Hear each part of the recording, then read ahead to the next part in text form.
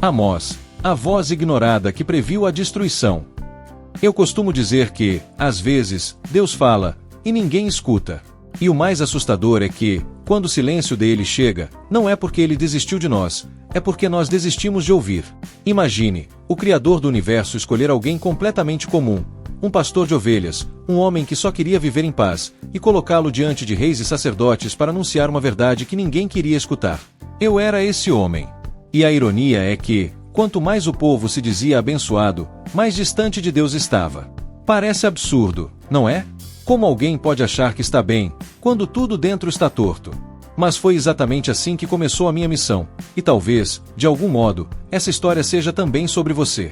Eu me lembro daquele dia como se ainda sentisse a areia das colinas sob meus pés. O sol estava nascendo devagar, e havia naquele ar uma calma tão natural que eu quase acreditava que nada poderia me tirar da rotina. Cuidar das ovelhas, consertar uma cercada, verificar os sicomoros. Era uma vida simples, sem títulos, sem deferências. E foi exatamente nesse silêncio, no meio do trabalho mais comum do mundo, que algo pesado e urgente pousou no meu peito. Não uma voz que eu pudesse apontar com o dedo, mas uma certeza que tremia nas entranhas. Vai. Fala. Na hora, eu quis argumentar. Quem me ouviria? Eu nem sequer era um profeta. Eu tinha mãos calejadas, não um pergaminho elegante. Essa é a primeira mentira que a maioria de nós conta a si mesma quando sente um chamado. Acreditamos que o chamado precisa de currículo, e não de coragem. Você já teve essa sensação? Aquele chamado pequeno, quase tímido, que você tenta apagar com trabalho, com distração, com opiniões alheias. Nós temos uma lista de desculpas prontas. Não sou formado, não tenho tempo, ninguém vai me levar a sério, e se eu falhar? Essas desculpas são um escudo confortável, até que chega um dia em que o escudo se transforma em prisão. Eu conheci esse medo de perto. Durante horas fiquei parado no campo, segurando o cajado, olhando para o céu, tentando negociar com Deus. Pensei nas minhas ovelhas, no sustento, no olhar das pessoas quando eu voltasse sem uma resposta clara. E a verdade crua, o medo do que os outros vão pensar pesa mais que a certeza de que algo precisa ser dito. Mas então ocorreu algo paradoxal. Quanto mais eu esperava para me sentir pronto, mais claro era o peso no coração. O chamado não permitia procrastinação. Foi como se uma linha fosse traçada. Ou você toma o passo, ou continua se enganando. E quando finalmente deixei Tecoa e fui ao norte, não fui com discursos prontos, fui com a necessidade de dizer a verdade. A obediência nasceu antes da eloquência. E isso é essencial. Se você espera dominar perfeitamente as palavras antes de agir, vai perder o momento em que a palavra poderia ter mudado a vida de alguém, talvez a sua. Há uma objeção comum que ouço, mas a Bíblia é de difícil interpretação, e se eu estiver enganado? É legítimo. Nem tudo o que sentimos é voz divina. Os nossos desejos também sussurram.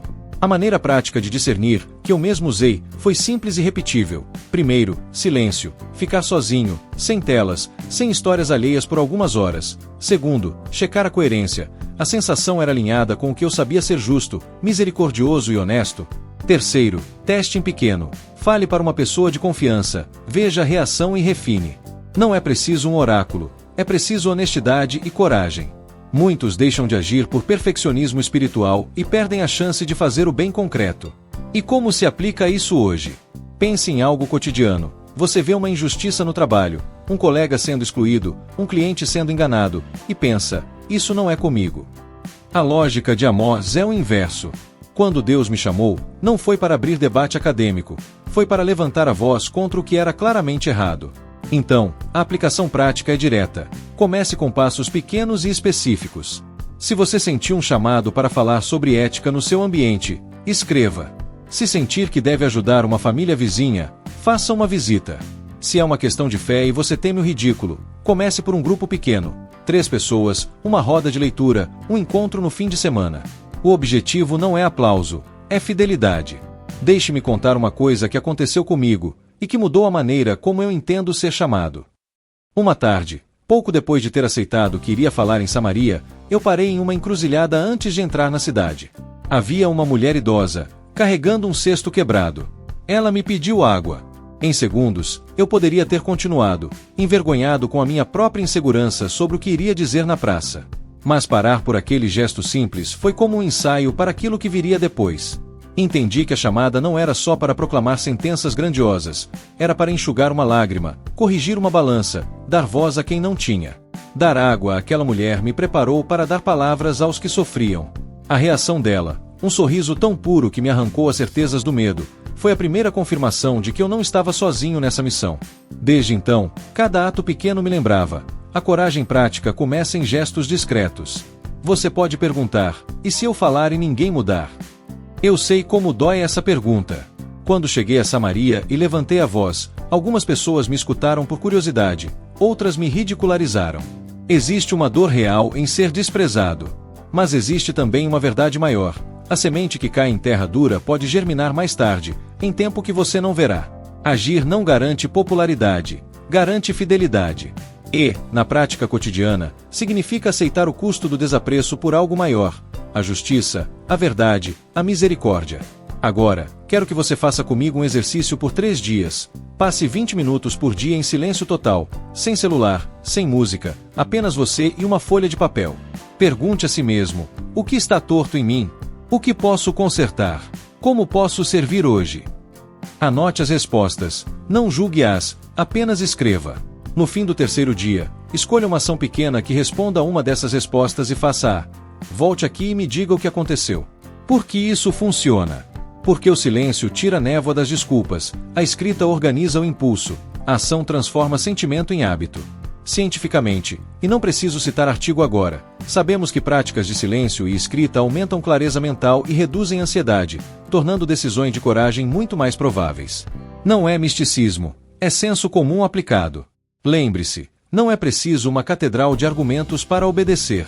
Às vezes o chamado aparece dentro de uma rotina rural e você é convidado a sair dela. A diferença entre ficar e ir é feita por pequenos atos repetidos: deixar o medo na margem e atravessar para o lugar onde as palavras se tornam ponte. Eu atravessei. Minha voz não era polida, minhas mãos não eram delicadas, mas havia ali algo que me fez ficar firme: a convicção de que ser fiel ao que se sente é uma maneira de honrar o que te foi confiado. Se você ouvir esse peso no coração, não o trate como alarme falso, trate-o como uma bússola. Quando cheguei a Samaria, o contraste me golpeou como um vento quente e pesado.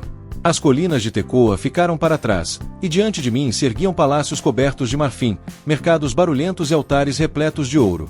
O reino de Israel parecia próspero, vibrante, confiante. Mas bastava caminhar alguns metros além das avenidas largas para ver o que estava escondido sob o brilho: crianças famintas, viúvas esquecidas, trabalhadores endividados, vendendo o pouco que tinham para sobreviver. A cada esquina, uma oração vazia. A cada cântico, uma injustiça abafada. E ali, no coração do que chamavam bênção, eu vi o sintoma de uma doença espiritual que ainda hoje destrói muita gente: a ilusão de que prosperidade material é sinal de aprovação divina. A cena me perturbou profundamente. Os sacerdotes se vestiam com roupas finas, levantavam as mãos nos templos e cantavam hinos longos, mas o eco que voltava não era o som da adoração, era o vazio. E eu, um homem simples, olhava para tudo aquilo e pensava: como pode o povo se sentir tão próximo de Deus e ao mesmo tempo tão distante da justiça? Talvez você também já tenha se feito essa pergunta. Quantas vezes a gente vê alguém que parece ter tudo: sucesso, conforto, reconhecimento, mas vive com o coração seco, sem propósito, sem verdade. E o pior, quantas vezes somos nós os que confundem religiosidade com fé, aparência com essência? Naquele tempo, as pessoas acreditavam que Deus se agradava de grandes rituais, de oferendas luxuosas, de cantos melodiosos. Mas eu comecei a perceber que ele se interessava mais pelas pequenas atitudes fora do templo. O que ele via nos olhos do pobre enganado? O que ele ouvia na voz do órfão ignorado? Era ali, nas esquinas esquecidas, que a presença dele se manifestava. E é por isso que minhas palavras começaram a mudar. Eu não estava ali para bajular reis, nem para confirmar crenças confortáveis. Eu estava ali para dizer o que ninguém queria escutar: que a adoração sem justiça é apenas barulho. Certa vez, eu caminhei por um mercado e vi um comerciante alterando o peso da balança. Ele sorria, oferecendo trigo puro, mas eu vi os grãos misturados com pó, com restos, com lixo. Ao lado, uma viúva contava suas últimas moedas, tentando comprar um punhado de alimento para os filhos. O homem a enganou com a mesma tranquilidade de quem faz uma prece. E naquele momento, uma indignação queimou em mim. Eu me aproximei e disse: "O Senhor odeia as balanças desonestas." Ele riu, achando que eu era só mais um moralista do deserto. Mas eu não falava por mim. Eu falava por um Deus que enxerga o que ninguém vê. E aquela risada ficou gravada na minha memória, porque percebi que o pecado mais perigoso não é a maldade declarada, é a indiferença sorridente. Quantas vezes isso ainda se repete hoje? Quantas vezes o lucro se torna mais importante que a vida? Quantas vezes o sucesso se constrói sobre a exploração de outros? Você pode mudar o cenário, trocar as vestes antigas por ternos modernos, mas a essência é a mesma, a ganância disfarçada de bênção. E talvez o chamado de Amós, lá atrás, ainda ecoe aqui, nas corporações, nas igrejas, nos corações. Porque o que destrói uma sociedade não é a pobreza de alguns, mas a cegueira moral de muitos. Lembro-me de quando falei diante de uma multidão. As pessoas aplaudiam quando eu condenava os inimigos de Israel, mas o silêncio caiu pesado quando eu disse: vocês que esmagam os pobres e constroem casas luxuosas, nelas não morarão. Eu vi o medo nos olhos de alguns, o desprezo em outros. Eles esperavam um discurso de vitória, e ouviram um diagnóstico de hipocrisia. E não é assim até hoje. Queremos ouvir que tudo vai dar certo, que Deus vai nos prosperar, mas esquecemos que Ele é um Deus que exige retidão. Queremos as promessas, mas ignoramos o preço. Há quem me chame de radical.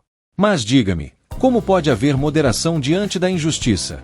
Quando você vê um sistema que beneficia poucos e oprime muitos, o silêncio é cumplicidade. E talvez essa seja a lição que eu aprendi no meio das ruas de Samaria. Deus não se impressiona com o volume das nossas orações, mas com a coerência das nossas atitudes. Em muitos momentos, eu mesmo duvidei se valia a pena continuar. As pessoas me chamavam de louco, de perturbador. Mas em cada rosto aflito que eu via, em cada mãe tentando alimentar um filho, eu sentia que não podia parar. Porque quando o ser humano ignora a dor alheia, ele já começou a morrer por dentro. E esse tipo de morte não tem sepultura, tem rotina. Para que tudo isso ficasse claro, usei uma imagem que ainda hoje me emociona. Corra o juízo como um rio, e a justiça como um ribeiro perene. Porque a justiça não pode ser um ato isolado, uma boa ação de domingo. Ela precisa fluir, como um rio que nunca seca. E se ela não flui da alma, não há religião que a substitua. Os templos podem ser lindos, as canções impecáveis, mas se o coração não é reto, tudo é ruído vazio. Um estudioso moderno talvez chamasse isso de dissonância moral, essa diferença entre o que dizemos crer e o que realmente praticamos. E há pesquisas que mostram: pessoas que vivem em contradição entre fé e conduta têm níveis mais altos de ansiedade e insatisfação. A ciência só confirmou o que Deus já havia dito séculos antes: não há paz onde há hipocrisia. Mas eu também aprendi a não falar só com ira. Um dia, uma mulher me procurou depois de um sermão. Ela disse que havia mentido para manter um privilégio no comércio, e desde então não dormia. Chorou. Eu a ouvi em silêncio. Às vezes, a denúncia abre feridas, mas também liberta. Ela voltou para casa, devolveu o que tinha enganado e recomeçou do zero. Tempos depois, me enviou uma mensagem. Sua loja prosperava novamente, mas agora com paz. A justiça não é castigo, é cura. Pense nisso. Talvez o que está faltando em sua vida não seja sorte, mas integridade. Talvez o que você chama de falta de bênção seja apenas o eco de um rio que parou de correr dentro de você. E o desafio que deixo é simples, mas transformador. Por 7 dias, pratique a justiça em coisas pequenas. Não trapaceie no troco. Não espalhe mentira. Ajude quem você poderia ignorar. Faça isso sem esperar reconhecimento. E observe o que acontece com sua consciência. A justiça é o idioma que Deus fala fluentemente. Quando você o pratica, até o silêncio dele se torna resposta. Foi isso que aprendi nas praças de Samaria, entre os gritos dos comerciantes e as orações dos hipócritas. O verdadeiro culto começa quando o templo se fecha e o coração continua aberto. Houve um dia em que o ar parecia mais pesado do que nunca. O sol queimava sobre as pedras do templo de Betel, e o murmúrio das pessoas formava uma massa densa de desconfiança e provocação.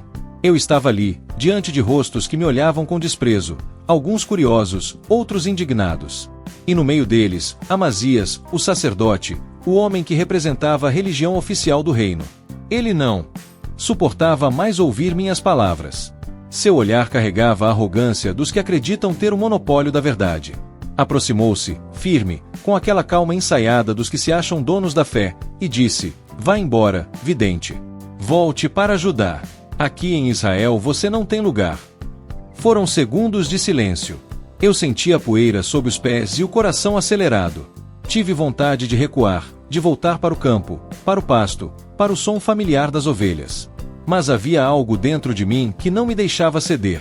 O medo me visitou, mas não me dominou. Então olhei nos olhos dele e disse o que até hoje ecoa dentro de mim: eu não sou profeta, nem filho de profeta. Sou boiadeiro, cuidador de sicomoros. Mas o Senhor me tirou de trás do rebanho e disse: vai e profetize ao meu povo Israel. Aquelas palavras saíram como um trovão. Eu não as preparei. Elas nasceram do fundo da alma, e, naquele instante, percebi o verdadeiro significado de coragem. Não é a ausência do medo, é a fidelidade ao propósito mesmo quando o medo está gritando dentro de você. Eu não era ninguém diante dos grandes, mas falava por aquele que é maior do que todos eles. E isso basta. Amazias riu, mas era um riso nervoso. Ele tentou me desmoralizar, me chamar de fanático, de perturbador da ordem.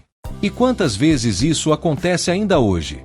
Quantas pessoas são silenciadas porque suas palavras incomodam quem vive à sombra do poder? Vivemos em um tempo em que o certo é chamado de intolerância e o errado é enfeitado com discursos bonitos. Ser profeta nunca foi confortável, e ainda não é. Eu aprendi que falar a verdade dói, primeiro em quem ouve, depois em quem fala. Porque o peso da responsabilidade é real.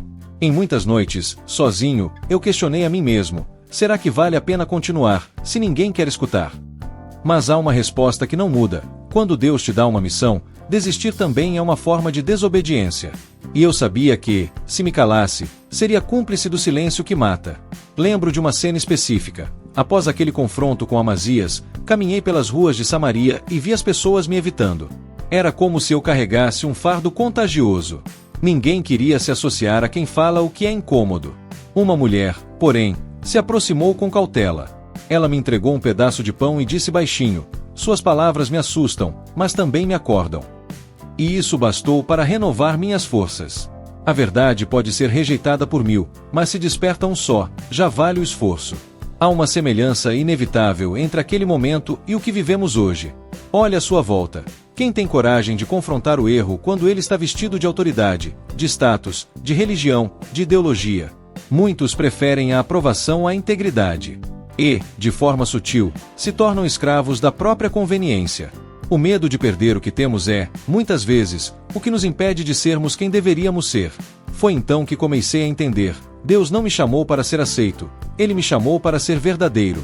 E a verdade, quando pronunciada com fé, é mais poderosa do que qualquer coroa. Martin Luther King Jr. entendeu isso séculos depois. Ele também enfrentou os Amazias do seu tempo, líderes religiosos e políticos que preferiam a paz do silêncio à dor da justiça. Ele perdeu a tranquilidade, foi preso, foi perseguido, e ainda assim continuou a falar. Ele sabia o mesmo que eu aprendi nas ruas de Samaria: não há poder mais transformador do que a coragem guiada por amor e fé. Mas não pense que essa coragem nasce pronta. Ela cresce no atrito da dúvida. Eu mesmo, antes de cada discurso, sentia o estômago revirar, as mãos suarem. A coragem é um músculo espiritual, só se fortalece com uso. E talvez seja esse o grande teste de cada geração: escolher entre o conforto da omissão e o risco da verdade. A Bíblia diz que a fé sem obras é morta, mas eu te digo, a fé sem coragem é muda. E aqui vai uma reflexão prática. Em seu trabalho, na sua família, no seu círculo de amigos, quantas vezes você viu algo errado e se calou para evitar conflito? Quantas vezes preferiu preservar a imagem a preservar a integridade? Todos nós fazemos isso em algum momento, mas o desafio é começar a quebrar esse padrão. Tente, nos próximos dias, praticar o que chamo de coragem compassiva. Diga a verdade, mas com amor. Corrija, mas com empatia. Denuncie o erro, mas com a intenção de restaurar, não destruir. A coragem não é brutalidade, é lucidez com propósito. Certa noite, depois de mais uma pregação rejeitada, eu sentei sozinho em uma colina e olhei para as luzes da cidade. Eu me senti exausto, pequeno, vencido. Foi quando um pensamento me atingiu como um golpe silencioso: você não fala para convencer, fala para cumprir. E ali entendi: o resultado não é minha responsabilidade, a obediência é. A semente lançada pode parecer perdida, mas Deus sabe onde ela vai germinar. Desde então, cada palavra minha passou a ser oração e espada ao mesmo tempo. Eu não media mais a força das reações, apenas a fidelidade da mensagem. O que o mundo chama de fracasso, Deus muitas vezes chama de missão cumprida. E essa percepção muda tudo. Por isso, se você está enfrentando resistência por ser fiel aos seus valores, se sente sozinho por seguir o que acredita ser certo, saiba que você está em boa companhia. Todo profeta, todo justo, todo ser humano que decidiu viver com verdade já sentiu esse peso. E o segredo é simples: não desista. A voz que se cala por medo morre com o tempo, mas a voz que resiste vive para sempre. Amazias tentou me silenciar, mas minha história ainda é contada séculos depois. O poder dele acabou, o templo dele ruiu, mas a palavra que eu falei continua viva. E é isso que eu quero que você leve no coração: quem fala por verdade não precisa de palco, precisa de convicção. E quando sua convicção está enraizada em Deus, nenhuma voz contrária é capaz de te calar. Depois de tanto tempo gritando verdades que poucos queriam ouvir, eu percebi que havia algo ainda mais difícil do que anunciar o juízo. Era falar sobre esperança para um povo que já não acreditava nela. As pessoas estavam cansadas. Os ricos viviam em ilusão, e os pobres, em desespero. Eu podia sentir no olhar de muitos aquele vazio que nasce quando a fé parece ter expirado. E foi nesse cenário, de incredulidade, de resistência e de ruínas espirituais, que Deus me mostrou algo inesperado. Mesmo o julgamento dele é uma forma de misericórdia. Ele não destrói para punir, ele corrige para restaurar. Eu estava sozinho, em oração, quando a visão veio. Vi uma tenda antiga, rasgada e caída, a tenda de Davi. O vento a balançava, e por um momento eu pensei que ela fosse desabar completamente. Mas então ouvi uma voz firme: naquele dia, levantarei a tenda caída de Davi. Restaurarei as suas brechas. Aquilo me arrepiou. Depois de tantas mensagens duras, ouvir sobre restauração era como sentir o frescor da chuva depois de anos de seca. Deus me mostrava que, por trás de todo juízo, havia um amor teimoso, um desejo de reconstrução. Eu entendi, ali, que a esperança não é um prêmio para os fortes, é o remédio dos quebrados. O povo que me cercava achava que estava tudo perdido, mas Deus queria lembrá-los de que nada é irreparável quando Ele decide levantar de novo. Talvez você saiba o que é isso: olhar para sua vida e ver ruínas, sonhos destruídos, relações partidas, fé desbotada. E talvez pense: não tem mais jeito. Mas é aí que Deus costuma começar. Ele não reconstrói sobre vitórias, Ele reconstrói sobre cacos. Lembro de um dia, depois de uma pregação, um jovem me procurou. Ele tremia. Disse que tinha enganado muita gente, que se afastara de tudo que era justo, e que já não via motivo para viver. Eu olhei para ele e enxerguei Israel inteiro naquele rosto. E disse algo que hoje repito a quem me ouve: enquanto houver fôlego, a promessa. Ele chorou, ajoelhou-se, e ali, sem espetáculo, nasceu uma nova história.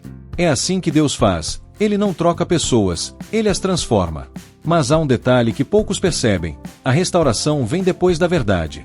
Deus não reconstrói mentiras. E foi por isso que, mesmo enquanto eu falava de esperança, minhas palavras continuavam afiadas. O mesmo Deus que promete levantar, exige arrependimento. O mesmo amor que acolhe, também confronta. E isso é o que o mundo moderno tenta esquecer: querem um consolo sem o confronto, a bênção sem a mudança. Mas a esperança verdadeira só floresce em solo limpo. Eu também precisei ser quebrado para entender isso. Depois de tantos discursos, houve um tempo de silêncio. Ninguém me chamava, ninguém me ouvia. Eu voltei a caminhar sozinho pelos campos, sentindo a mesma solidão de quando tudo começou. Foi ali, no silêncio, que percebi: às vezes Deus cala para ver se aprendemos a ouvi-lo fora do barulho. E foi nesse vazio que a paz começou a nascer. O silêncio dele não era rejeição, era amadurecimento. Quantas vezes você já sentiu o mesmo? Ora, busca respostas, e tudo que recebe é um silêncio pesado. A vontade é desistir. Mas posso te garantir: o silêncio de Deus é uma linguagem. É como se Ele dissesse: eu ainda estou aqui, mas agora é você quem precisa me procurar. A fé, afinal, não é a ausência de dúvida, é a decisão de continuar crendo mesmo sem garantias. E o mais impressionante é que, quando Deus fala novamente, Ele não apenas repara o que foi quebrado, Ele melhora o que existia antes. A promessa que recebi era assim: campos férteis, vinhas cheias de fruto, famílias reunidas, cidades reconstruídas. A justiça correndo como um rio. Um povo inteiro reencontrando o propósito. E essa visão não era só para Israel, era para todos que, algum dia, se perderam e precisam recomeçar. Hoje, quando olho para o mundo, vejo que o coração humano continua o mesmo. Mudaram as roupas, as tecnologias, os templos, mas as feridas são idênticas. Ainda há fome de justiça, ainda há sede de sentido. Ainda há pessoas tentando preencher com sucesso o que só a verdade pode saciar. E a mensagem que Deus me fez levar permanece viva. O juízo não é o fim, é o começo. A dor não é castigo, é aviso. A queda não é fracasso, é ponto de partida. Então, se você sente que sua vida está torta, que o muro da sua fé está rachado, lembre-se do prumo. Eu vi o prumo nas mãos de Deus, o instrumento que mede o alinhamento, que mostra o quanto algo se desviou. E sabe o que mais? Ele não jogou o muro fora. Ele mediu para consertar. Isso me ensinou que Deus não nos rejeita por estarmos tortos. Ele apenas revela onde precisamos nos endireitar. Agora, deixe-me propor algo prático, um desafio. Durante 7 dias, escolha um pequeno ato de reconstrução. Pode ser pedir perdão a alguém, consertar uma injustiça que você provocou, dedicar tempo a quem você negligenciou, ou simplesmente voltar a falar com Deus. Faça isso de forma intencional, como quem quer alinhar o coração com o prumo dele. E observe o que acontece. Talvez no começo pareça pouco, mas a restauração divina sempre começa em gestos humildes. Há uma pesquisa moderna sobre felicidade e bem-estar que diz que pessoas que praticam reconciliação, pedir e oferecer perdão, têm níveis mais altos de paz emocional e saúde mental. Eu não preciso da ciência para saber disso, mas é curioso como ela acaba confirmando o que Deus já havia revelado séculos atrás. O perdão e a justiça restauram não só a alma, mas o corpo também. E se me permite um último pensamento, a esperança não é uma emoção, é uma decisão. Assim como eu decidi continuar falando quando todos me mandaram calar, você também pode decidir acreditar quando tudo parece perdido. Porque Deus não muda. Ele ainda levanta o que está caído, ainda restaura o que foi destruído, ainda transforma lágrimas em sementes. Eu vi um povo rebelde ouvir palavras duras, e mesmo assim, ser amado. Eu vi o céu se abrir sobre um chão rachado. E aprendi que a justiça de Deus nunca vem sem redenção. Por isso, se hoje você ouve essa mensagem e sente o coração apertado, não é o fim, é o convite para recomeçar. E quando esse novo começo surgir, lembre-se de agradecer. Não porque tudo deu certo, mas porque você descobriu que até os ventos contrários podem te levar exatamente para onde Deus queria que você estivesse. E se há algo que eu quero que você leve desse vídeo, é isso. ***, Deus não escolhe os perfeitos, ele desperta os dispostos. ***, Amós era um homem comum, mãos calejadas, olhar simples, vida pacata, mas se tornou uma voz que ecoou pelos séculos porque teve coragem de obedecer. A verdadeira transformação começa exatamente aí, quando você entende que não precisa ser extraordinário para fazer parte de algo eterno, só precisa dizer sim. Então, se essa mensagem te fez refletir, guarde-a dentro de você. Talvez o seu sim seja o início de uma mudança que o mundo ao seu redor precisa. Mas não pare por aqui. O próximo vídeo que está aparecendo na tela vai te levar um degrau acima mais fundo na sabedoria e mais perto da versão que Deus planejou para você. Continue essa jornada comigo. Torne-se ***, 1% melhor do que você é agora. Eu te agradeço por ter ficado até aqui, por abrir o coração e caminhar comigo através dessa história. Te espero no próximo vídeo, porque a sabedoria é uma escada, e o próximo passo já está te esperando.